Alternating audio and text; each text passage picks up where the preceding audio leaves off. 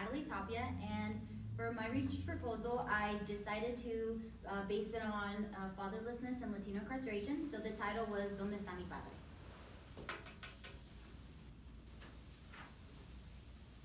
All right, so in the United States, right now we have the highest incarceration levels in the United States as of today. So about 9 million people are in the system, and out of those 9 million, 60% of them are people of color, and out of that, 22% of them are Latinos.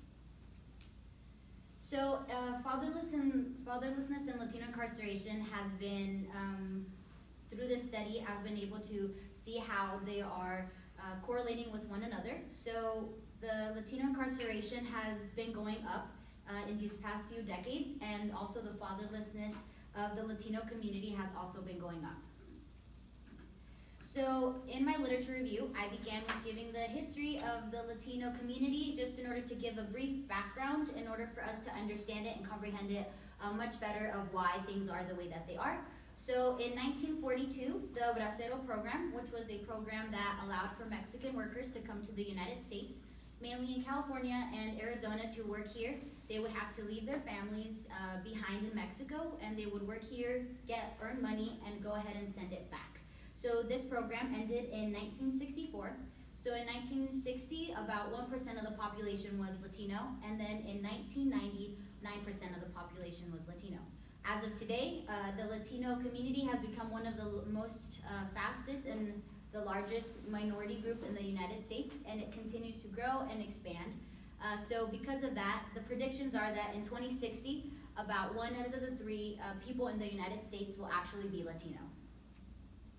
So also in the literature review, I thought it was appropriate to add the percentages of how families are in the United States. So 34% of families as of now, as of 2017, were single parent families, and in the Latino community, out of those 34, 41% of those were Latino families. So it is a very a big significant portion of the single families are in fact Latino.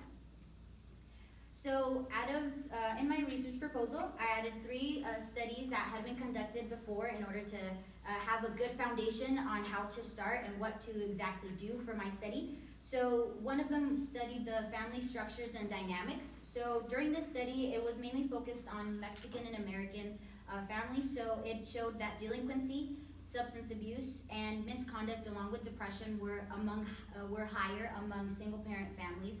And then another one that I searched up was foreign-born versus U.S.-born Latinos, and how that they were impacted and how different they were. So United States-born Latinos had higher levels of single-parent families, along with higher levels of incarceration.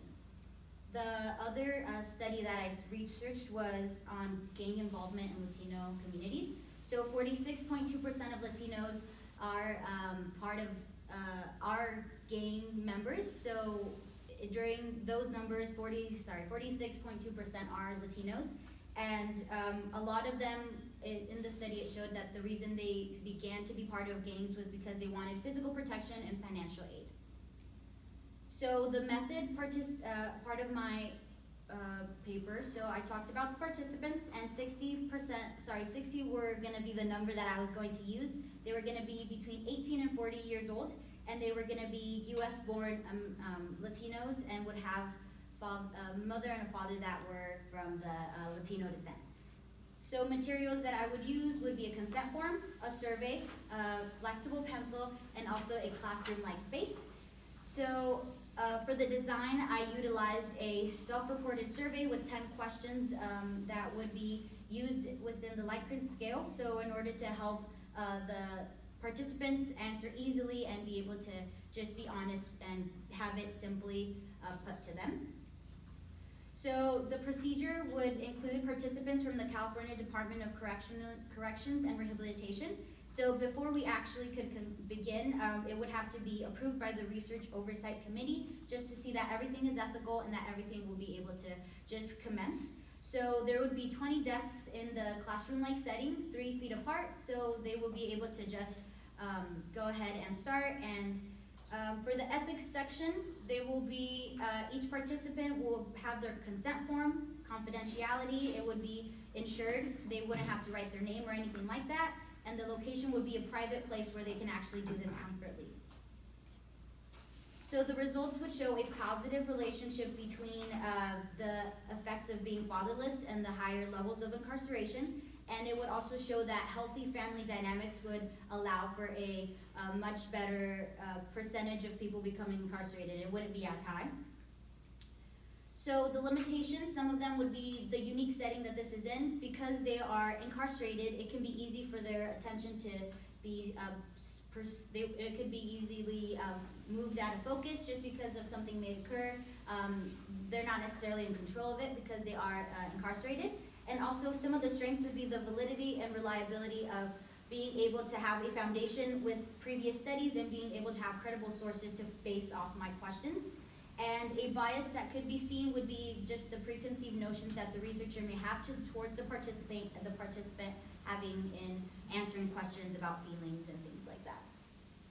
So overall, with the information, 1 out of 6 Latino males actually go into the system. And with this research, we will be able to help find a solution and also see the importance that is needed in providing help for single parent families in order for them not to be leading to incarceration levels for their children. Thank you so much.